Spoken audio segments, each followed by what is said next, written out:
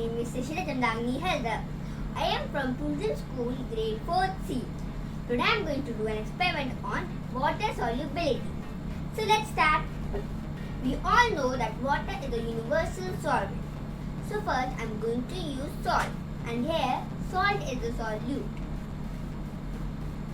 As I am mixing it right now, it is going to take some time to dissolve. Slowly, we all will see that the salt is disappearing in the water. Here, you can see that salt is dissolving, right? Here, as we can see that the salt has dissolved in the water, we can say that salt in water is soluble. Now, we are going to try with sand.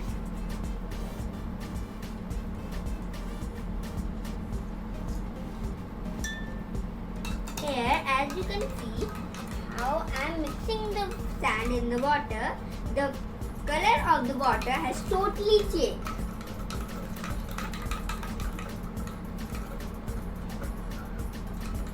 As the soil has many impurities, the color of the water has changed. Here, as you can see, the dark brown part, that is the soil which has settled down below the water in the container. This part. Now I am going to try doing an experiment with two liquid substances, juice and oil. Now I am putting the water in the two containers.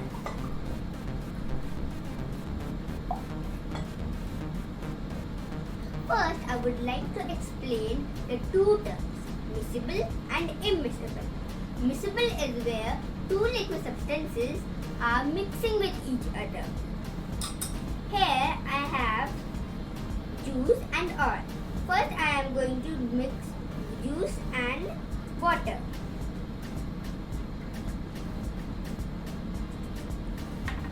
As you can see, as I am mixing the juice in the water, the juice has mixed in the water, which means that juice in water is miscible.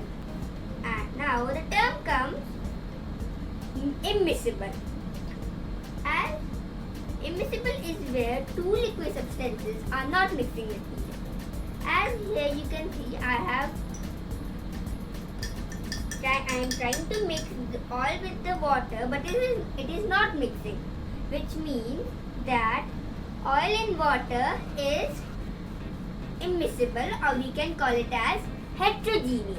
And when two liquid substances are mixing with each other, the mixture we get is called homogeneous mixture.